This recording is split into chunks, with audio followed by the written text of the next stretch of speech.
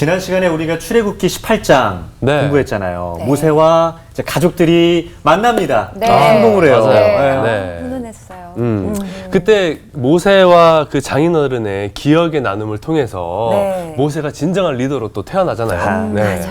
모세의 얘기 듣고 장인은 또 신앙적인 고백을 했죠. 오, 맞아요. 맞아요. 그리고 모세가 아침부터 저녁까지 그 홀로 맞아. 그 백성들을 감당하는 걸 보고 기억난다. 율례와 법도를 그들에게도 가르쳐 줘라. 맞아요. 또 이렇게 말씀도 해주셨고. 장인 이드로가 하나님의 율례와 법도를 가르치라고 한 얘기를 또 모세가 받아들였어요. 맞아요. 수용합니다. 네, 그래서 천부장, 백부장, 50부장, 10부장을 세웠잖아요. 맞아요. 와, 그러니까 정말. 모세 어깨가 좀 가벼워졌는데 오늘은 또 어떤 광야에서 일이 펼쳐질지 네. 기대가 됩니다. 기대가 됩니다. 안녕하세요. 안녕하세요. 오늘은 복장들이 차분하네. 네. 잘 지냈죠? 네. 지난 시간에 우리가 공부했던 거 여러분 복습을 했는데 떠오르는 단어들, 뭐 장면들이 있나요? 홀로 하는 게 좋지 못하다. 홀로 있는 게 좋지 않다라고 하는 거. 그렇죠. 그것은 홀로 있음도 그렇고 내가 모든 책임을 홀로 져야 돼라는 그건 굉장히 비장하고 장엄하긴 하지만은 결국은 자기를 갉아먹는 네. 일일 수밖에 없습니다. 네. 그리고 자기를 갉아먹는 그러니까 자기 소모적인 사람 옆에 있으면 다른 사람도 힘겨워집니다. 맞습니다. 피곤해. 이건 언제나 우리가 경험하는 바입니다. 네. 그래서 내가 내적으로 충만해지기 전에는 정말 다른 사람들을 해피하게 만들기가 어려워요. 이런 이야기들을 함께 했는데 오늘은 이제 드디어 이스라엘이 제사장 나라 거룩한 백성으로 세워질 준비를 하는 이야기가 등장합니다. 오늘 수업 출애굽기 20강 제사장 나라 거룩한 백성. 출애굽기 19장은 시내 산에서 하나님과 백성 사이에 맺어진 언약 이야기의 서막 정도라고 보면 되겠습니다. 언약이라고 하는 게 여러분 그 기억나시죠? 계약이라고 하는 것이 있고 언약이라고 하는 게 있는데 계약이라고 하는 건 영어로 contract라고 얘기하고 언약은 covenant라고 얘기하는데 계약에서 가장 중요한 게 뭐냐면 이익이라는 겁니다. 이익이 있어야 돼. 계약을 맺을 때. 네. 그러니까 내가 이거 다 미치고 하는 거예요. 여러분 그 말 잘 안 믿기죠. 이익이 없으면 계약이 이루어지지 않습니다. 그런데 언약이라고 하는 것은 이익이 바탕이 아닙니다. 신뢰가 바탕입니다. 신뢰. 그렇죠. 네. 상호 신뢰가 바탕입니다. 성경에 보면은 여러 가지 언약 이야기가 나옵니다. 먼저는 노아와 하나님 사이에 맺어진 언약 얘기가 나오는데 내가 다시는 물로 세상을 이 만물을 멸절시키지 않겠다. 그렇죠.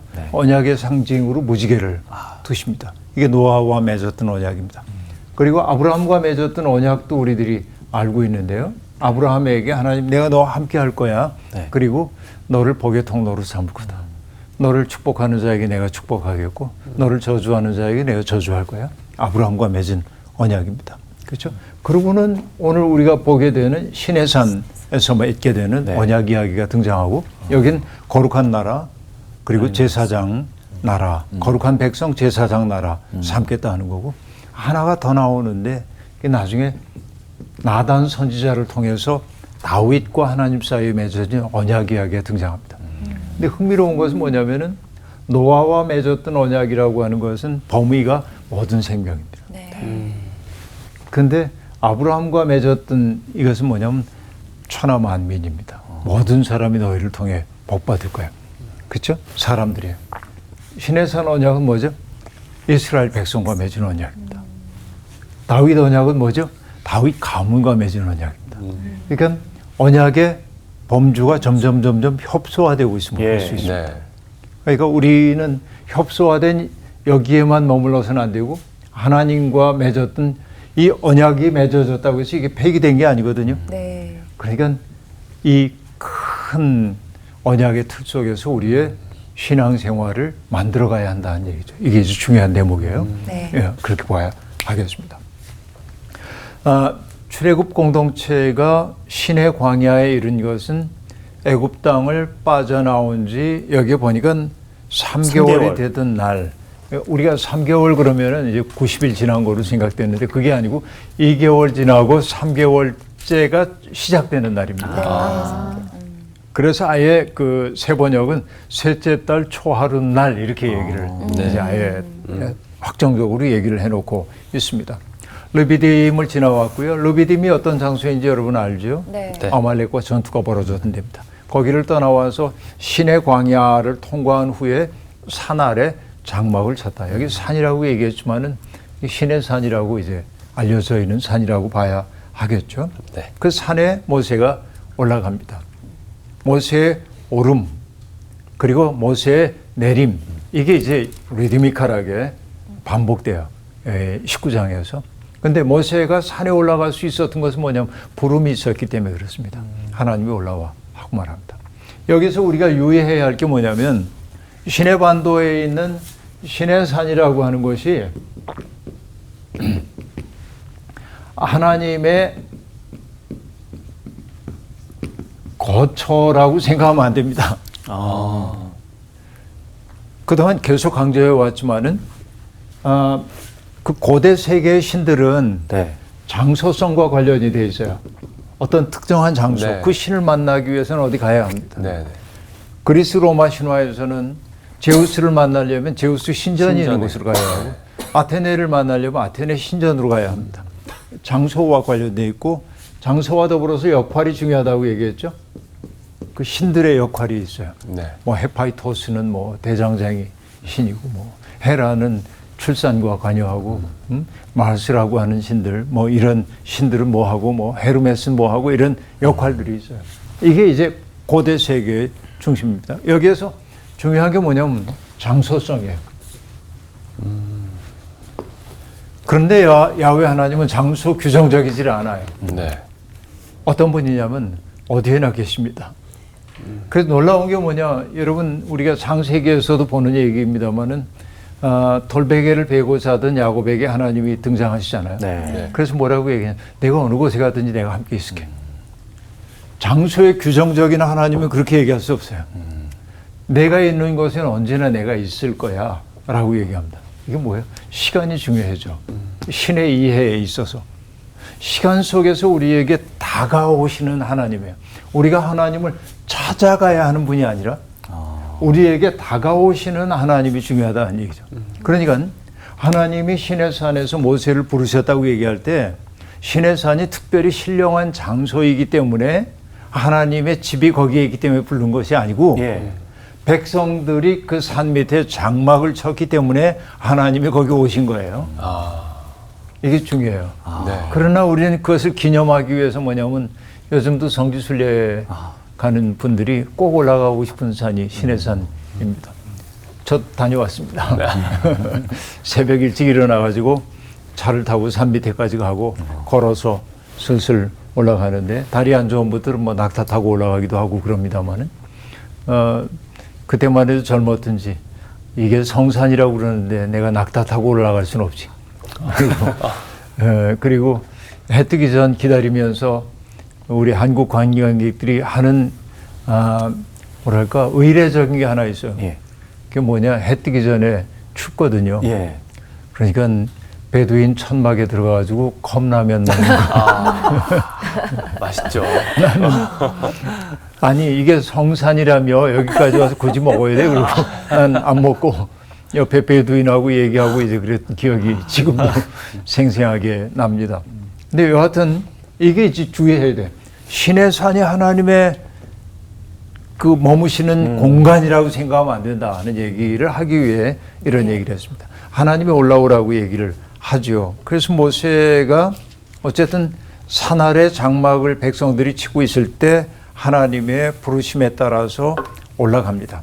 산에서 그를 불러 말씀하시되, 그러니까 여러분 야훼 하나님이 산신이라고 그러면 안 돼. 그런 인식들이 있어요. 산신. 근데 그렇게 보면 안 된다는 얘기입니다. 그래서 하나님이 모세를 불러서 하신 말씀이 뭐냐, 야곱의 집에 말하고 이스라엘 자손에게 말하라 하고 말하는데, 이것은 같은 얘기를 지금 반복해서 썼다고 보시면 되겠고요. 어떤 얘기를 하라고 하시는가 봤더니 4절, 내가 애굽 사람에게 어떻게 행하였습니까?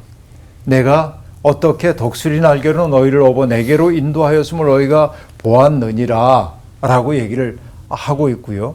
그리고 세계가 다 내게 속하였나니 너희가 내 말을 잘 듣고 내 언약을 지키면 너희는 모든 민족 중에서 내 소유가 되겠고. 자, 이 얘기는 뭐냐면 먼저는 과거를 회상합니다.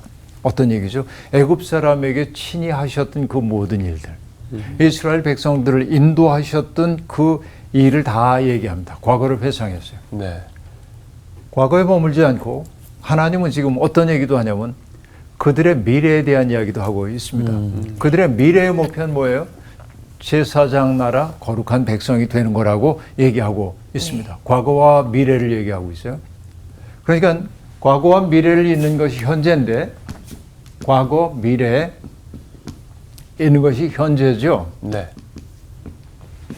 과거를 돌이켜보니까 하나님이 나와 함께 하셨어요. 믿음이야. 이제. 믿어지는 거예요. 네. 과거. 네. 미래라고 하는 건 아직 오지 않았죠. 네. 하나님에게 맡기는 게 소망이에요. 소망. 믿음과 소망을 품은 사람들의 현재의 삶은 뭐냐면 하나님의 은혜에 감격한 자로서의 사랑의 삶이라는 거예요. 딱 떨어지네. 네. 믿음, 소망, 사랑이에요, 이게. 예. 네. 시간을 살아가는 시간의 내용이에요, 이게. 그렇죠? 예, 예. 네. 그러니까 지금 하고 있는 얘기는 뭐냐면 내가 과거에 이렇게 해줬지 미래에 이렇게 만들 거야. 그 미래의 내용이 뭐예요? 제사장 나라 거룩한 백성. 네. 그렇죠? 그렇게 얘기를 하고 있는 것입니다. 그런데 그 전제가 있어요. 기본 전제가. 뭡니까? 너희가 내 말을 잘 듣고 내 언약을 지키면 이란 말입니다. 지키면. 내 말을 듣고 언약을 네. 지키면 이렇게 될 거야. 네. 하고 얘기를 하고 있습니다. 이게 중요한 겁니다. 저는 이 대목에서 이제 놀라요. 어떤 대목이냐면 지난주 우리가 공부했던 대로 이드로가 네. 모세에게 충고를 해주잖아요. 네. 홀로 하면 안 돼. 함께 해야 돼. 이렇게 얘기했어요. 그리고 백성들에게 가르쳐야 돼. 네. 율례와 법도 가르쳐서 외적 권위에 의지하는 게 아니고 자기 내면의 룰이 돼야 한다는 거죠. 네. 그래서 여러분 뭐 우리가 타율적인 거 그건 뭐냐. 누가 보고 있기 때문에 뭔가를 하는 걸 타율적이라고 얘기해요. 그 여러분 현대 세계에서 가장 사람들을 도덕적으로 움직이게 만드는 것 가운데 하나가 뭔지 아세요? CCTV? CCTV입니다. CCTV가 다 보고 있는 거예요. 그러니까 사람들은 함부로 안 해요. 네. CCTV 때문에. 이거 무섭죠. 그게 뭐냐면 헤테로놈이라고 그래요. 이게 타율적인 거예요. 누군가가 보고 있어. 그런데 타율적인 것은 그 시선이 사라진다고 생각할 때 흩어질 수 있어요. 네. 그 법이 어디로 들어와 있어야 합니다. 이 속으로 들어와 있어요. 그걸 자율이라고 그래요. 자율. 근데 자율을 넘어서서 여기 지금 하는 얘기 뭐니까 하나님의 윤리와 법도를 가르쳐서 그걸 내면화해. 그건 뭐냐? 내 마음대로 살지 않고 하나님의 뜻대로 사는 거예요. 그걸 뭐라고 하냐? 신율 그래요. 타율, 자율, 신율. 하나님의 법이 내 속에 들어와 있어야 한단 말이죠. 그렇게 살게 될 때 너희는 제사장 나라 거룩한 백성이 될 거야. 이렇게 얘기를 하고 있습니다. 근데 제가 감동하는 거 금방 얘기했던 건데 하나님이 하실 수 있는 일은 뭐냐면 절대적인 권위를 가지고 이렇게 살아 명령할 수 있어요. 하나님은. 그렇죠. 이게 내 뜻이야. 그럴 수 있잖아요. 네. 네. 근데 하나님은 그렇게 안 합니다. 너희가 만약 내 말을 잘 듣고 언약을 지키면 너희가 이렇게 될 거야. 난 너의 하나님이 되고 너희는 내 백성이 될 거야 라고 얘기합니다. 이게 저는 이 말을 뭘로 얘기하냐면 예. 동의를 구하시는 하나님. 와. 나는 너에 대한 생각을 이렇게 품고 있어. 공의, 동의하니? 이렇게 물으시는 거예요. 우주라고. 이렇게. 우주. 우주 플리스까지. 우주 플리즈. 네. 이렇게 좀 해보겠어? 하고 이제 얘기를 한단 말이에요. 질문이. 네. 그 얘기는 뭐냐면 거절할 가능성을 열어두는 거예요. 네. 싫은데요? 전 그렇게 안 할래요. 그러면 서운하지만 그래? 할 수 없지. 하나님이 지금 그 위험을 무릅쓰고 백성들에게 이렇게 하겠냐고 동의를 묻고 계십니다. 어마어마한 자유를 주신 겁니다. 네. 이 얘기의 의미는 뭐겠어요? 지금 이 이스라엘 백성들이 어떤 사람들이었어요? 애굽에서 종살이 하던 네. 사람들이잖아요. 종들은 주인이 내가 지금 하려는 일은 이러이러한 거거든. 전체 그 과정이 이렇게 돼. 근데 지금 내가 너한테 부탁하는 것은 요거를 풀어달라는 거야. 주인이 그렇게 안 하죠. 그렇죠. 뭐요? 요거 해. 이렇게. 맞아요. 그렇죠. 그럼 뭔지도 모르고 해야 돼요. 네. 이게 종의 삶입니다. 근데 여기에 익숙해져 있는 사람들에게 하나님이 아까 우리 정훈 학생이 얘기한 대로 Would you please 이렇게 할래요? 이렇게 할래? 하고 묻는 거예요. 네. 이게 뭐냐면 하나님의 사랑이에요. 그러니까 하나님이 일방적으로 우리에게 당신의 뜻을 압도적인 힘으로 보고하는 게 아니라 내 생각은 이런데 넌 어때? 이렇게 물으셔요. 난 이게 은혜 중에 은혜로라. 동의를 묻고 계시다. 그들을 더 이상 종으로 노예로 여기지 않으신다. 자유인이에요. 근데 그를 자유인으로 인정한다고 하는 건 뭐냐면 하나님이 배신당할 가능성 앞에도 당신을 열어놓으신 거예요. 하나님이 취약해지신 거예요. 뭐 때문에 그렇습니까? 사랑이라는 거죠. 이게 중요하고요. 그러니까 더 이상 하나님은 그 히브리인들을 자기 의사를 갖지 못한 채 지시받은 말만 하는 노예로 여기지 않으신다. 그들을 자기의 운명을 스스로 개척하고 결정할 수 있는 아주 중요한 주체로 인정하신다. 성경에서 우리가 봐야 될 것은 바로 이런 대목입니다. 네. 이게 핵심이에요. 그러니까 천대받던 사람들, 제국이라고 하는 기계의 부품 취급을 받고 있던 사람들을 하나님은 제사장 나라, 거룩한 백성으로 삼으려 하십니다. 그 말은 뭐냐? 강제노동과 폭력, 억압과 착취에 기반한 제국적 삶에 대한 하나님의 강력한 부정이 여기에 있다 하는 얘기입니다. 그러니까 사람 하나하나를 그렇게 귀히 여기신다고 하는 것은 사람을 함부로 다뤘던 고대 세계의 모든 제국에 대한 거절입니다. 그렇게 본다고 한다면 오늘도 역시 마찬가지입니다. 오늘은 누가 어떤 사람을 신분으로 종으로 만들지는 않지만은 여러분 돈이라는 게 사람들을 압도하고 있는 세상이잖아요. 네. 그래서 우리말 가운데 아주 부끄러운 말인데 영어 단어로 그대로 쓰이는 단어 가운데 하나가 갑질. 갑인 사람들이 뭐예요? 을들을 함부로 대해도 된다고 하는 거죠. 왜? 나는 힘이 있고 나는 돈이 있으니까. 당신은 내가 주는 돈 먹고 사니까 너는 종. 이런 인식들이 있잖아요. 이게. 그러니까 바로 이게 하나님에 대한 도전임을 우리가 알아차려야 돼요. 현실 속에서. 이런 것들을 봐야 하는 겁니다. 제사장은 어떤 존재가 제사장입니까? 하나님의 일꾼으로 성별된 사람입니다. 하나님의 뜻을 분별하는 사람입니다. 그리고 하나님의 뜻을 분별할 뿐만 아니라 하나님 앞에서 어떻게 사는 것이 바른 삶인지를 보여주는 게 제사장입니다. 그러니까 이 천대받고 억울하고 그리고 정말 서러웠던 그 사람들을 통해서 하나님은 뭐냐? 인간답게 사는 것이 무엇인지를 보여주기를 원하신다. 그래서 제가 하나님의 멋진 꿈이라고 얘기했던 게 그런 거예요. 사람은요, 자기가 겪어보지 않으면 남의 고통을 헤아리기 어렵습니다. 네. 그 고통을 좋아하는 사람은 한 명도 없지만 때때로 고통이 우리에게 다가오기도 하는데 돌이켜 생각해 보면 그 고통 때문에 내가 다른 고통받는 사람들을 이해하게 되기도 하죠. 그래서 어떻게 보면 역사의 발전이라고 하는 것은 취약해진 사람들의 자각을 통해서, 이게 바로 뭐냐면은 이사야 53장 고난받는 종의 노래. 그가 찔림은 우리의 허물을 인하며, 그죠? 그가 징계를 받은 거 우리를 위해서 징계를 받았고, 그 얘기가 결국 뭡니까?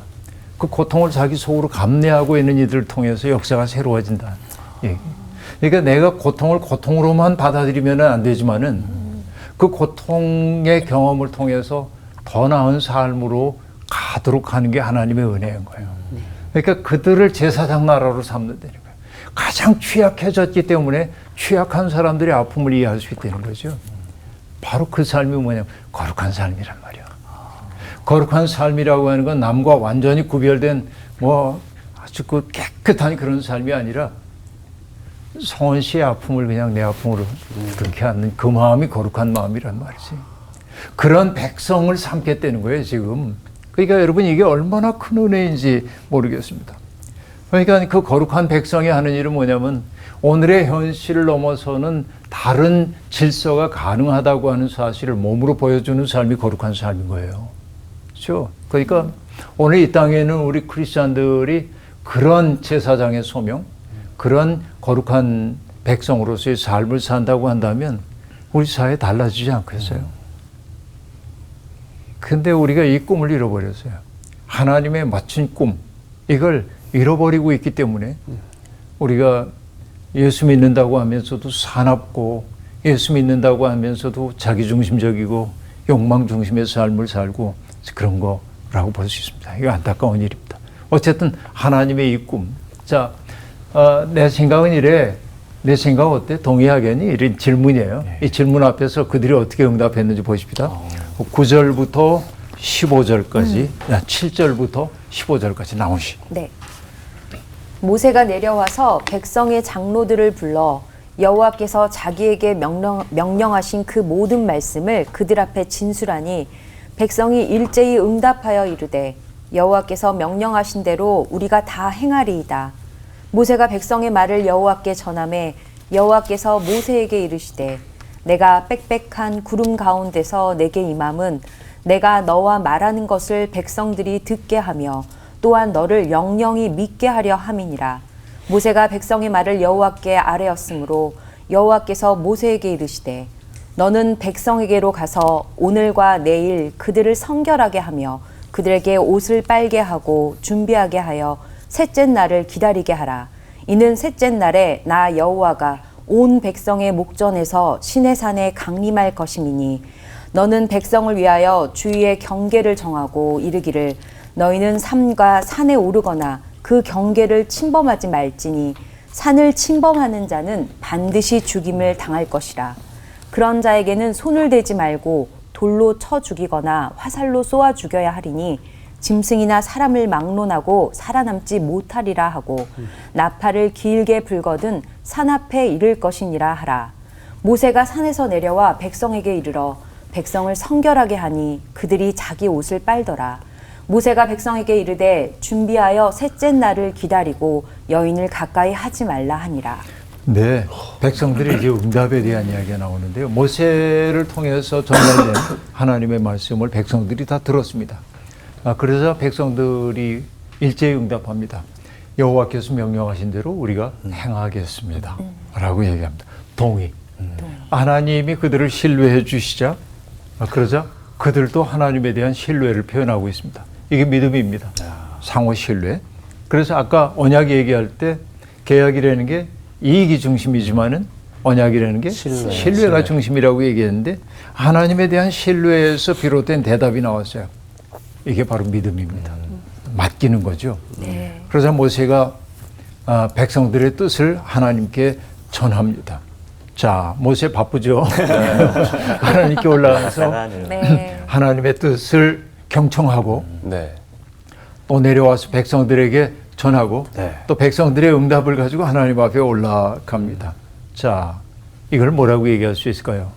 모세는 하나님과 백성 사이에 선 사이 존재입니다. 사이 존재. 사이에 선 사이 존재인데요. 이걸 다른 말로 경계인, 경계선에 선 사람 이렇게 얘기할 수 있겠는데요. 그는 이제 경계인입니다. 그러니까 서로 소통할 수 있도록 매개가 되어주는 존재란 말이죠. 경계에는 그러나 어느 쪽에도 속하기 어렵습니다. 왜냐하면 하나님 앞에 섰을 땐 백성을 대변해야 하고 백성 앞에 섰을 땐 하나님의 뜻을 얘기해야 하기 때문에 그렇습니다. 이게 중재하는 사람들이 늘 어려운 까닭이 그런 데 있습니다. 저도 목사로 살다 보니까 여러 가지 갈등의 문제를 해결해야 할 때가 있는데 저는 다 보고 있어요, 이렇게. 그러니까 예를 들어서 요 그룹과 요 그룹이 지금 갈등해요. 그럼 나 나름대로 판단도 있죠. 어느 그룹이 더 나은 선택을 하고 있는지에 대한 판단이 있어요. 그러나 나는 뭐냐면 여기도 상처를 주면 안 돼. 여기도 잘 가야 돼. 그렇기 때문에 뭐냐, 모른 척하고 그 모순을 내 속으로 다 끌어들일 수밖에 없는 거예요. 그렇게 하고 내 속이 타는 거야. 그래서 이 둘을 화해하게 만들어야 하는 거예요. 이게 이제 목회자의 삶이에요. 그러니까 어떤 분이 그래서 큰 느티나무 이렇게 가다 보니까 느티나무 속이 다 비어 있는 걸 보니까 그걸 우리말로 속이 다 빈 걸 구세 먹었다고 그러는데 그 구세 먹은 나무를 보고 그 목사님이 그랬다는 거 아니에요. 너는 목회도 안 했으면서 왜 속이 다 문드러졌냐. 그늘이 되어주느라고. 그런 건데 사이 존재의 어려움 그런 데 있습니다. 네. 하나님 앞에서는 백성을 대변해야 하고 백성들 앞에서는 하나님의 뜻을 전해야 하고 그렇기 때문에 외로워요. 근본적으로 경계인은 어디에도 속하지 않았기 때문에 외롭고 경계인들은 어디에 속하지 않았기 때문에 잘 보이는 게 있어요. 한쪽에 속해버리면 안 보이는 게 있어요. 이게 우리의 삶이기도 합니다. 내가 어떤 진영 논리에 갇히면 현실이 제대로 안 보입니다. 그래서 필요한 게 뭐냐? 그 경계선에 서 있는 사람들이 소중한 까닭이 바로 그런 거라고 얘기할 수 있겠습니다. 자, 하나님께서 빽빽한 구름 사이에서 모세에게 임하여 그와 더불어 이야기를 나누겠다고 하십니다. 왜 그러실까요? 하나님은 모세가 자기의 권한을 다른 사람들에게 천부장, 백부장, 십부장들에게 위임해 준 사실을 알고 계시지만은 그러나 모세라고 하는 지도력이 여전히 필요함을 알기 때문에 그의 권위를 세워주기 위해서 빽빽한 구름 사이로 모세가 들어오도록 만듭니다. 그러니까 지금부터 모세가 전하고 있는 그 말은 모세의 말이 아니라 하나님의 말씀임을 입증하기 위한 장치이기도 합니다. 그렇게. 그리고 이제 언약 맺을 준비가 이루어지고 있는데 하나님이 지시의 내용이 이렇습니다. 너는 백성에게 가라. 그리고 오늘과 내일 그들을 성결하게 하며 그들에게 옷을 빨게 하고 준비하게 하여 셋째 날을 기다리게 하라. 여러분, 거룩한 백성이 되기 위해서는 몸과 마음을 정결하게 하는 것은 당연한 일입니다. 네. 떨기나무 불꽃 앞에서 모세가 신발을 벗었던 것처럼 언약을 앞둔 이들이 벗어야 할 것은 뭐냐? 몸에 밴 옛 관습 같은 것들을 벗어버려야 하고 바로 그것이 옷을 빠는 행위로 의례화되고 있음을 알 수 있습니다. 옷만 빨면 안 돼요. 이게 옷을 빠는 그 행위를 통해 사실은 뭘 하고 있는 거냐면 내 몸에 배었던 그렇죠. 옛사람의 그 습기 같은 것들을 떨쳐내지 않으면 안 된다 하는 얘기입니다. 그러니까 목욕을 하고 옷을 빠는 그 일은 낡아 빠진 일상, 경의를 잃어버린 당연의 세계를 낯설게 하는 일이다. 난 그렇게 보는 거예요. 그러니까 이전에는 당연하게 여겨졌던 것들을 옷을 빠는 행위를 통해서 당연한 게 아무것도 없습니다. 세상에는. 오늘 우리가 여기에서 이렇게 이제 촬영을 하고 있습니다만은 우리를 이렇게 찍어주고 계신 우리 감독님들이 계시잖아요. 네. 이분들 덕분에 우리들이 이렇게 강의 편안하게 하잖아요. 맞습니다. 또 우리를 돕기 위해서 많은 분들이 애쓰고 계시잖아요. 네. 네. 이 생각해 보면 모든 게 연결되어 있단 말이에요. 이렇게.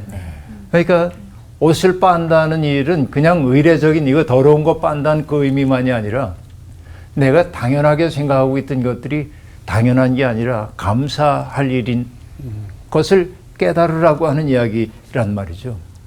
일상과 비일상 혹은 세속과 거룩의 경계를 예민하게 자각하면서 그렇죠?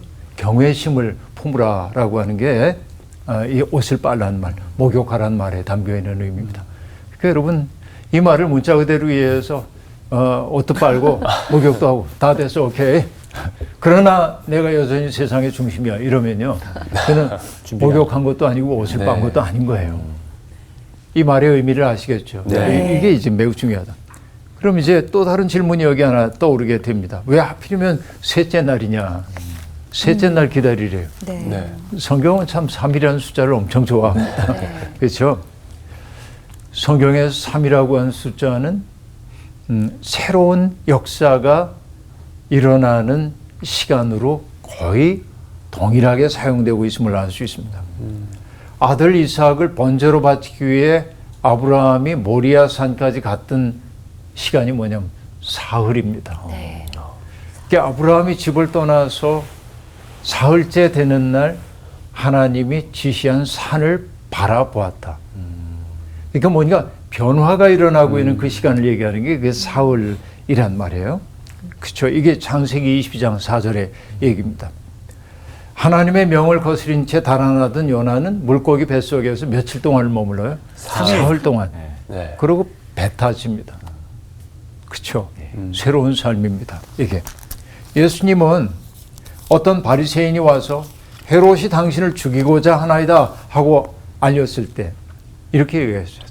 가서 그 여우에게 이르되 오늘과 내일 내가 귀신을 쫓아내며 병을 낫게 하다가 제3일에는 완전하여 지리라 하라. 이렇게 말합니다. 3일은 이런 의미에서 새로운 역사가 시작되는 때입니다. 근데 어떤 분이 이런 얘기를 하더군요. 왜 3일일까? 여러분, 달이 금음달에서 네. 해가 이제 달이 지고 나서 초승달이 떠오를 때까지의 시간이 사흘이래요. 그러니까 옛날 달을 바라봤던 사람들은 그 시간을 기억하기 때문에일 거다. 그러면 점점 달이 원만하게 차오르게 되고 이제 또 이제 기울게 되고 그런 얘기와 관련된다고 보는데 근데 따지고 보면 3일은 우리의 인생의 경험을 통해 보더라도 어떤 사안 앞에서 자기의 감정과 태도를 살피는 데 필요한 시간이기도 합니다. 어떤 일이 내게 벌어졌어요. 너무 힘들어요.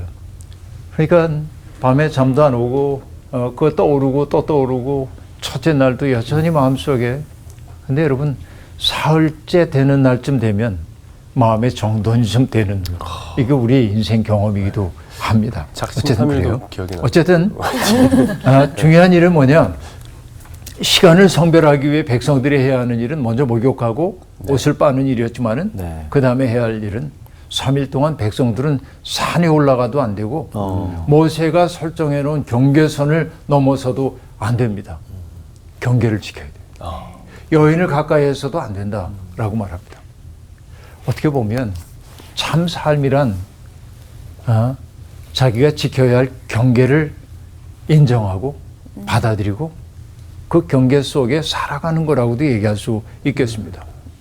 창세기에 등장하고 있는 타락 이야기는 뱀의 유혹에 넘어간 아담과 하와가 하나님께서 금지하신 것을 위반하면서 시작되죠. 우리가 그 얘기를 알고 있습니다. 그러니까 자유의 한계를 받아들이려 하지 않는 것이 타락이라고 성경이 얘기하고 있음을 알 수 있습니다. 한계를 넘어서는 거, 과도한 거예요. 그래서 여러분 그리스의 비극을 보면은 여러분 뭐 아리스토텔레스의 시학이라고 하는 책에서 비극에 대한 이야기를 하는데 비극을 통해서 사람들은 숭고한 것도 느끼지만은 카타르시스를 경험하기도 하는 것인데 그 비극이 비극되는 게 뭐냐면 보잘것없는 사람에게 불행 닥쳤다 그러면 사람들은 그냥 그러니라 그래요. 그런데 엄청난 왕과 같은 사람들, 대단했던 사람이 권력의 정점에서 몰락할 때 그 낙차 때문에 사람들은 충격을 받죠. 여기에 숭고미 같은 것들이 발생한다고 얘기를 하고 있는데 그래서 그리스의 비극은 다 왕들의 이야기입니다. 주로. 왕들이 어떻게 어려움을 겪는지에 대한 이야기들이 등장하게 되죠. 이게 이제 비극이에요.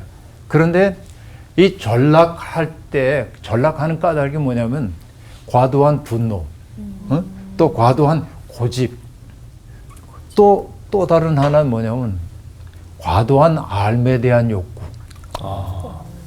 난 좀 알아야겠다. 이런 거. 그래서 여러분 우리가 사랑을 얘기하는 게 에로스잖아요. 에로스란 말을 씁니다. 이 에로스는 신화에 의하면은 뭐 그 신화 다 들려드릴 수 없습니다만은 아버지는 풍요의 신이고요. 풍요. 어머니는 결핍의 신이에요. 이 둘 사이에 태어난 게 에로스입니다. 아버지 어머니를 풍요와 이렇게 한 것은 좀 문제가 있지만 어쨌든 옛날 얘기니까 이렇게 이제 얘기해요. 그래서 뭐냐면 에로스는 어떤 땐 아버지를 닮아서 충만해요. 기뻐해요. 인생 살만한데 좋은데 다음 순간 어머니의 결핍 때문에 우울해져요. 근데 결핍은 결국 뭘 해야 돼? 채워야잖아요. 에로스가 사랑인 거죠. 결핍을 채우고자 하는 욕망이에요. 근데 이것은 사랑만이 아니라 삶에 대한 욕구도 있는 거예요. 암과 사랑이요. 근데 언제나 이 그 고대 신화도 그렇고 성경도 그렇고 이게 과도할 경우에 인간이 자유의 한계를 지키지 않는 것을 뭐라고 하냐면 휴브리스, 교만함이라고 얘기한단 말이에요. 휴브리스.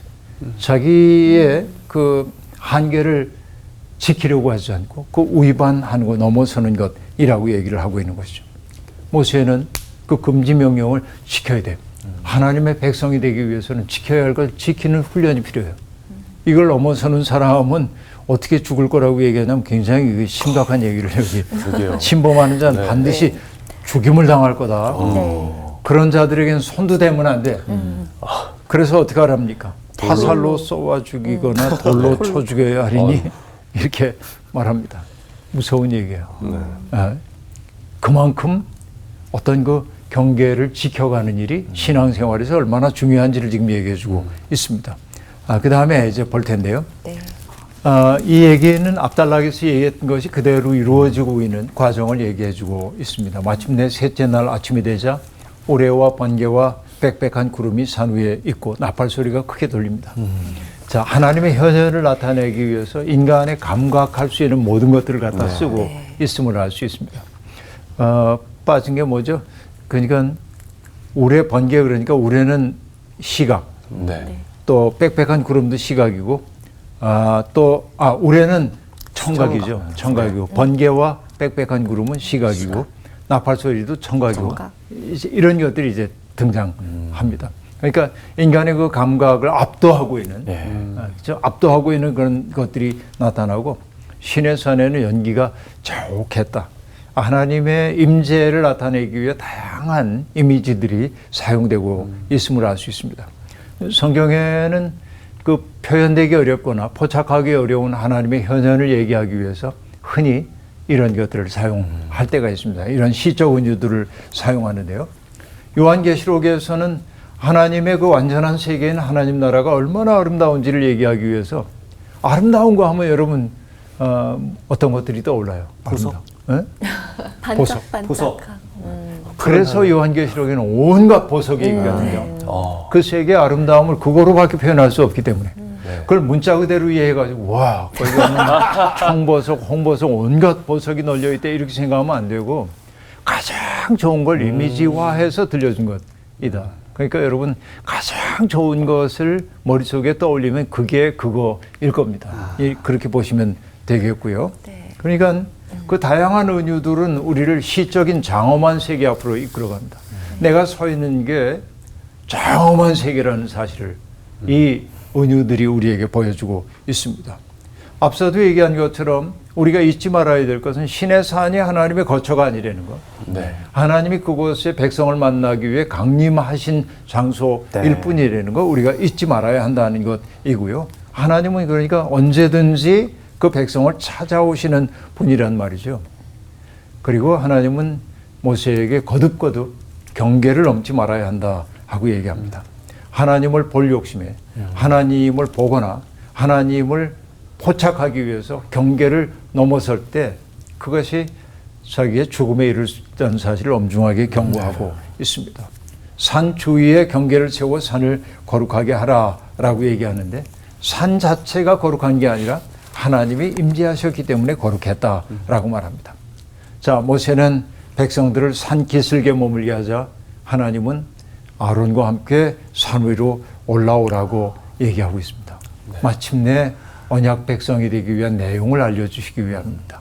자, 오늘 우리가 봤던 내용들도 굉장히 이제 그 놀라운 이야기들이 많이 있었습니다. 여호와께서 그 백성들에게 꿈을 주셨는데 제사장 나라 거룩한 백성. 그리고 아까 믿음, 소망, 사랑 얘기했던 거 기억나시죠? 과거는 믿음을 통해서 하나님의 은혜가 얼마나 깊었는지를 느끼게 만드는 거예요. 과거는 과거가 좋았어 이게 아니고요. 나의 과거라는 게 하나님의 은혜 속에 있었음을 믿음으로 통찰해야 돼요. 그 미래라는 건 뭐죠? 아직 오지 않았지만은 하나님이 함께 하실 것이기 때문에 소망찬 미래인 거예요. 근데 이 과거와 미래를 잊고 있는 현재는 결국 뭐로 해야 합니까? 사랑으로 살아내야 하는 삶이죠. 그리고 사랑으로 산다고 하는 게 뭐냐? 경계를 지켜가는 거. 내가 지켜야 할 한계를 지키는 게 사랑의 삶임을 네. 보여줬습니다. 오늘 여기까지 하겠습니다. 고맙습니다. 지금 이 순간도 하나님의 사랑이 네, 같이 있다라는 맞아, 거를 그렇죠. 계속 깨워내야 될 것 같아요. 진짜. 네, 맞아요. 그 장소, 그 신의 산이라든지 어떤 그 장소에 국한된 하나님이 아니라 정말 시간 속에서 과거, 현재 그리고 앞으로 미래에도 우리와 함께 하실 하나님.